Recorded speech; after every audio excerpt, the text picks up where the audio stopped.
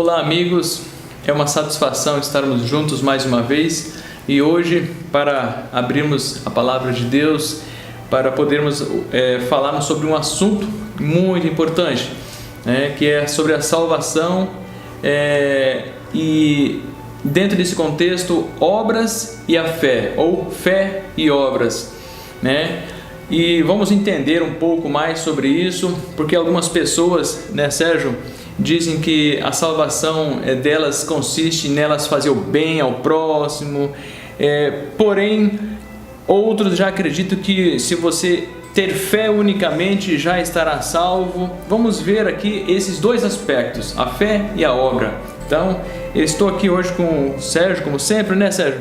Seja bem-vindo. Vamos abrir a palavra de Deus hoje para falar um pouco sobre esse assunto. Amigo, você que está conosco nesta manhã, também seja bem-vindo a esta palestra importante. E eu estou com a Bíblia aberta aqui, Jason. Quero ler aqui Hebreus no capítulo 11. Eu quero ler, na verdade, dois versos, o verso 6 e também o verso 1. Para nós vermos aqui a importância da fé e o que é a fé também. Sim. É importante nós sabermos isso, Sim. O verso 6 do capítulo 11 fala assim, Ora, sem fé é impossível agradar-lhes, porque é necessário que aquele que se aproxima de Deus creia que Ele existe e que é galardoador dos que o buscam. Então veja, aqui Paulo, ele está dizendo que não tem como alguém aproximar-se de Deus ou ter um encontro com Deus se esta pessoa não tiver fé. Esta fé que a pessoa tem que ter é na seguinte forma: é acreditar na existência de um Deus. Certo. Correto? Então, assim, todas as pessoas, Jason, que acreditam que Deus existe, esta pessoa já tem fé.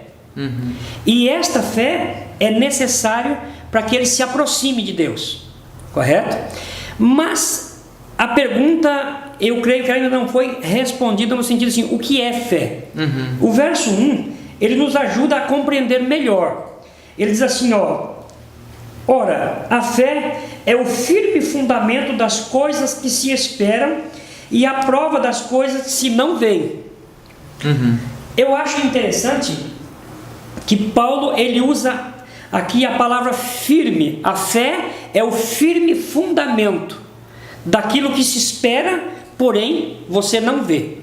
Por exemplo, a Bíblia diz, em outros programas anteriores, nós já falamos isso, que Deus, ele nunca foi visto por ninguém. Então veja bem, eu através da fé, eu acredito na existência de um Deus que eu nunca vi. Exatamente. Entende? Que eu nunca vi. E eu também, agora eu tenho um firme fundamento de um dia poder vê-lo, poder encontrar com Ele. Entende? Então hoje eu não vejo a Deus. Porém, a Bíblia me garante que se eu tiver fé, um dia no futuro, eu vou encontrar com Deus. Sim. Entende? E é esta fé que me garante isto. Então, a fé é isto, é um firme fundamento. Você não está vendo Deus, mas através da fé você acredita na existência de um Deus. E a fé, ela se desenvolve, Você tem níveis de fé, vamos dizer assim. Como que a fé se desenvolve na vida de um crente, na vida de um cristão, aquele que acredita em Deus? Como que ela se desenvolve, Sérgio? A Bíblia nos ajuda a entender um pouco sobre isso? Com certeza. No capítulo 10 de Romanos, e o verso 17, Paulo fala assim, de sorte que a fé é pelo ouvir, e o ouvir da palavra de Deus. Certo. Então, Jason, por exemplo, o que nós estamos fazendo, levando até os telespectadores a palavra de Deus, isto aqui está contribuindo para que você, amigo, também, se não tiver, possa ter fé. Uhum. Porque a fé, diz Paulo, vem pelo ouvir, e o ouvir da palavra. Por quê? Porque a Bíblia, Jason, ela é a carta de Deus ao homem. É uma carta que Deus escreveu para o homem. E quando eu leio ela, então isto vai ajudar eu acreditar na existência do autor. Sim. Que é Deus. Correto? Sim. Então, nesse sentido, Paulo diz que Romanos 10, verso 17, de sorte que a fé é pelo ouvir e ouvir da palavra de Deus. Então eu posso ter fé como? Ouvindo a palavra ou estudando a palavra. Sérgio, aqui em Efésios capítulo 2, verso 8, diz assim: porque pela graça sois salvos e por meio da fé. Isto não vem de vós, é dom de Deus. A fé é um dom? Nos ajuda a entender esse aspecto da fé. É um dom? Como que é isso? A fé, Jairson, ela é um dom, tá? Porém, essa palavra dom colocado aqui para fé é como se fosse dádiva, tá? A fé é uma dádiva de Deus, correto? Por exemplo, nós vamos encontrar a palavra dom ou dons em outros textos da Bíblia, tá? Como por exemplo no próprio livro de Efésios. Acontece que lá o contexto é diferente. O contexto lá traz a palavra dom, trazendo, por exemplo, para a prática de algumas coisas. Como, por exemplo, Jesus, quando ele foi aos céus, ele deu dons aos homens. Tá? Ele deu dons aos homens. Sim. A Bíblia diz assim: a uns ele deu o dom da cura, a outros ele deu o dom de discernimento, a outros ele deu o dom de pastorear, Sim. a outros ele deu o dom de administrar. São dons diferentes. Esses são dons que Deus dá para a pessoa, e Paulo diz que nem todos têm o mesmo dom, correto? A fé não, a fé é diferente. A fé é uma dádiva de Deus, entende? Que também é um dom, mas no sentido de dar. Deus, ele não cobra nada de ninguém para dar a fé, entende? Sim, porque, por exemplo, o dom de curar, por exemplo, são poucas pessoas que têm. O dom de cântico mesmo, né, de louvor, não são todas as pessoas que têm. E agora a fé, todos precisam ter. Todos precisam ter. Aí você imagina se fosse poucos que teriam. Então Deus ia escolher pessoas para ser salvas. E outras não, né? E enquanto a Bíblia diz, por exemplo, no Evangelho de João 3, verso 16, ela diz, né? Porque Deus amou o mundo de tal maneira que deu o seu Filho unigênito para que todos aqueles que crer nele não morram, mas tenham a vida eterna. Então essa dádiva de Deus, ela é para todos. Certo. Aqui no livro de Mateus, capítulo 16, verso 27, diz assim: porque o Filho do Homem virá na glória de seu Pai com os seus anjos, e então dará a cada um segundo as suas obras. Aqui em Mateus, Sérgio, aqui fala que quando Cristo vier, ele dará a cada um segundo as suas obras. Aqui não mencionou fé. Você quer ver? Lá no livro de Apocalipse também fala assim, capítulo 20 de Apocalipse, verso 12: e vi os mortos, grandes e pequenos, que estavam diante de Deus, e abriram seus livros, e abriu-se outro livro, que é o da vida, e os mortos foram julgados pelas coisas que estavam escritas nos livros, segundo as suas obras. Aqui parece nos encontrarmos no julgamento, no juízo, né? Porque abre seus livros, né? E as pessoas são julgadas conforme o que se encontra ali nos livros, segundo, aqui fala, segundo as suas obras. E aqui não fala de fé. Ajude a mim, o nosso telespectador também, a compreender isso. É por isso, Jairson, que nós anunciamos durante a semana este programa e nós fizemos uma pergunta. A pergunta era a seguinte: nós precisamos de fé e obra para sermos salvos ou só de uma delas? Sim. Né? Esta pergunta ela não foi respondida ainda e nós precisamos deixar isso aqui claro. Com certeza. Mas nós vamos utilizarmos da palavra, da Bíblia. Certo. Porque a Bíblia ela é o nosso guia, né? Eu quero já começar a responder esta pergunta usando o primeiro livro da Bíblia, que é o livro de Gênesis, no capítulo 12. O capítulo 12 do livro de Gênesis, ele conta aqui a história do pai da fé. Certo. Um homem por nome nós conhecemos o nome de Abraão. A princípio era Abrão. Sim. Deus mudou o nome dele para Abraão. Correto? Aqui, veja bem, o verso 1 até o verso 4, ele diz assim, olha, Gênesis 12, de 1 a 4. Ora, o Senhor disse a Abrão: sai-te da tua terra, da tua parentela e da casa de teu pai, para a terra que eu te mostrarei. E far-te-ei uma grande nação, e abençoar-te-ei e engrandecerei o teu nome, e tu serás uma bênção. Abençoarei os que te abençoarem, e amaldiçoarei os que te amaldiçoarem, e em ti serão benditas todas as famílias da terra. O verso 4: assim partiu Abrão, como o Senhor lhe tinha dito, e foi Ló com ele, e era Abrão da idade de 75 anos, quando saiu de Harã. Veja, Jais, e amigos também que estão nos assistindo. Abrão, ele nasceu na terra de Ur. Ur dos caldeus era na Babilônia, correto? E Deus tinha um plano para ele. O plano de Deus era trazer ele para morar em Canaã. E quando ele tinha 75 anos de idade, Deus agora aparece para ele. Entende? Aparece para ele e fala assim: olha, eu quero te fazer um convite. Entende? Eu quero te fazer um convite. E Deus então convidou ele para sair daquela terra e peregrinar. Aqui a palavra peregrinar é andar por lugares que ele não era dono, correto? Que ele não era dono. E aqui o verso 4: assim partiu Abrão, como o Senhor lhe tinha dito. Ou seja, você percebe que Abraão, ele creu em Deus. Quando Deus falou com ele, ele acreditou na existência de Deus. E ele também tomou uma decisão: é este Deus que eu quero servir. Porém, Jason, se ele não tivesse tido a atitude de sair de Harã, rumo à terra de Canaã, toda esta crença dele não levava ele a lugar nenhum, absolutamente.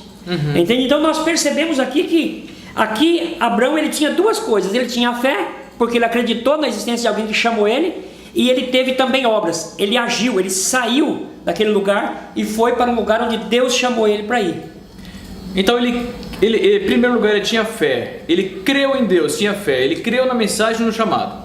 Segundo, ele agiu, e isso foi imputado como obra, a justiça. Sim. Não é isso? Resumindo, seria mais ou menos isso. Nos ajude a entender um pouco mais o que são as obras, porque até agora nós falamos bastante sobre fé, né? Nós precisamos agora que você nos ajude a entender um pouco sobre as obras. O que é uma obra, né? Porque existem as obras más e as obras boas.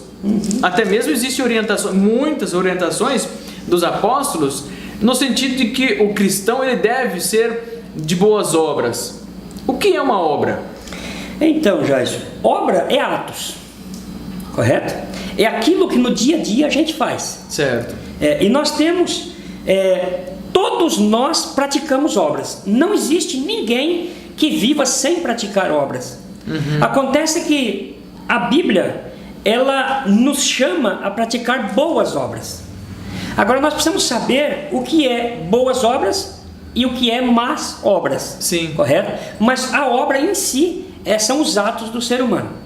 Por exemplo, eu estou com o livro de Gálatas no capítulo 5 aberto. E quem escreveu o livro de Gálatas foi Paulo. Tá? O verso, por exemplo, o verso 19, Paulo, ele começa a falar dessas obras. E ele começa primeiro já a falar sobre as obras da carne. O que eu quero explicar aqui um pouquinho antes de eu ler o texto, o que significa obras da carne e obras do Espírito. Quando nós lemos, inclusive até eu vou fazer o seguinte: eu vou ler um texto aqui antes, que está em 1 Coríntios, para que principalmente as pessoas possam entender isso aqui. O capítulo 2 e o verso 14 fala assim: ora, o homem natural não compreende as coisas do Espírito de Deus, porque lhe parece loucura. Correto? Parei aqui. O homem natural era a mesma coisa que falar o homem carnal. Certo. Então, quando Paulo cita as obras da carne, ele está falando: olha o que acontece com as pessoas que não servem a Deus, que não têm compromisso com Deus. Elas praticam obra? Praticam. Mas que tipo de obras são essas? Agora eu vou ler para que as pessoas possam entender essas obras.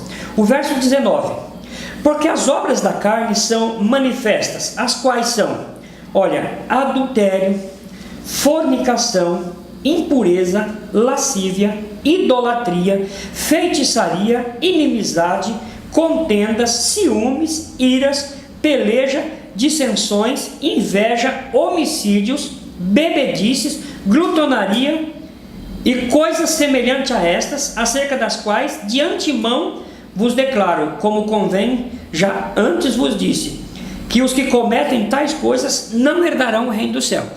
Essas, já são as obras da carne. Tem muitas aí, hein? É muita coisa. Até o amigo que nos assiste, se você quiser marcar esse texto aí, é Gálatas capítulo 5, verso 19, e o verso 20 e o verso 21. Mas o verso 22, Jairson, ele fala sobre as obras do Espírito, e é essas que agradam a Deus. Certo. Entende? É essas que nos acompanham na nossa vida, e é essas, Jairson, que está registrado lá em Apocalipse e em Mateus também, que nós seremos julgados por elas.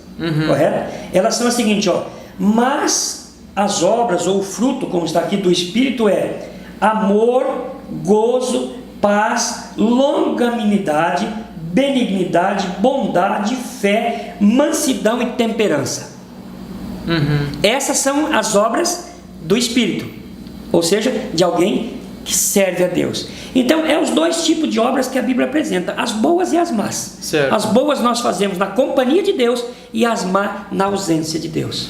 Certa vez, enquanto Jesus vivia aqui na terra, ele falou sobre julgamento das nações. Ele falou sobre quando ele viria, como ele faria o julgamento e daria a cada um segundo as suas obras. E isso está registrado no livro de Mateus, capítulo 25, do verso 31 em diante. E o que o Sérgio falou aqui, na verdade, Jesus, ele colocou nas minúcias aqui, né? Nós não vamos poder ler todo o contexto aqui, porque ele é muito grande. Você pode ler em casa, do verso 31 até o verso 46, e eu vou ler aqui os mais importantes. Diz assim, no verso 31, capítulo 25 de Mateus, verso 31 e até o verso 33 eu vou ler primeiro, ok? E quando o Filho do Homem vier em sua glória, e todos os santos anjos com ele, então se assentará no trono de sua glória, e todas as nações serão reunidas diante dele, e apartará uns dos outros, como o pastor aparta dos bodes as ovelhas. E porá as ovelhas à sua direita, mas os bodes à sua esquerda. Nesses 3 versos, ele está dizendo que quando ele vir, ele vai sentar no seu trono de glória e vai reger as nações. E então ele fará como um pastor faz, ele separa as ovelhas dos bodes. Então a Bíblia aqui está dizendo, Cristo mesmo estava dizendo que ele colocaria à sua direita as ovelhas e à sua esquerda os bodes, ou seja, os ímpios estariam à sua esquerda e os salvos, né, as pessoas boas, das boas obras, à sua direita. Ainda vamos ler o verso 34, que diz assim: então dirá o rei aos que estiverem à sua direita: vinde benditos de meu Pai, possuí por herança o reino que vos está preparado desde a fundação do mundo. Então ele olha para a sua direita, as pessoas salvas, né? Os cristãos salvos que acreditarem em Cristo, e ele diz assim: olha, vinde benditos do meu reino, né? Porque vocês foram fiéis e agora vão herdar o reino de Deus. Então ele fala assim: porque tive fome e deste-me de comer, tive sede e deste-me de beber, era estrangeiro e hospedaste-me. E assim por diante. Jesus ele começa a falar: olha, eu estive sofrendo e você me ajudou, eu estava sem roupa, você me vestiu, eu estava doente e você me ajudou a me curar, e assim por diante, estava preso e você foi me visitar, né? Então, aí, olha só o que as pessoas que estão do lado direito dele vão dizer, lá no verso 37 até o 40, diz assim: então os justos lhes responderão, dizendo: Senhor, quando que te vimos com fome e te demos de comer, ou com sede e te demos de beber? E quando te vimos estrangeiro e te hospedamos, ou nu e te vestimos? E quando te vimos enfermos ou na prisão e fomos ver-te? E respondendo o rei lhes dirá: em verdade vos digo que quando o fizerdes a um desses meus pequeninos irmãos, a mim me fizestes. Então, aqui Jesus está falando o seguinte: boas obras é exatamente isso, você ajudar aquele que está precisando. Resumindo, né? Boas obras é isso que Jesus está falando. Então, olha, quando vocês ajudaram aquela senhora lá que estava passando fome porque não tinha ninguém que ajudasse ela, você foi lá dar comida para ela, você estava dando comida para mim. Ou seja, é uma boa obra alimentar os necessitados. Dar uma roupa para alguém que está passando frio, né? Ajudar quem está doente. Então, quando você ajuda alguém, quando você faz uma boa obra, você está fazendo o quê? Exatamente fazendo a boa obra pelo qual estão sendo julgados aqui. E agora, por outro lado, e aqueles que estão à esquerda, né? No verso 41 até o verso 42. Então dirá também aos que estiverem à sua esquerda: apartai-vos de mim, malditos, para o fogo eterno, preparado para o diabo e seus anjos. Porque tive fome e não me destes de comer, tive sede e não me destes de beber. E aí Jesus ele começa a falar todos os aspectos de que ele, quando, né, por exemplo, a pessoa pôde ajudar, mas não ajudou. Então, quando na verdade você pode ajudar e você não o faz, você está pecando. Está lá escrito lá, Tiago, se não me engano, ele fala disso. Quando você não ajuda e pode ajudar e não ajuda, você peca. Então, no verso 45, vamos ver lá. Então lhes responderá, dizendo: em verdade vos digo que quando a um desses pequeninos o não fizestes a mim. Ou seja, se eu, por exemplo, ver uma pessoa passando necessidade e não ajudar, então eu pequei, porque eu não ajudei Jesus.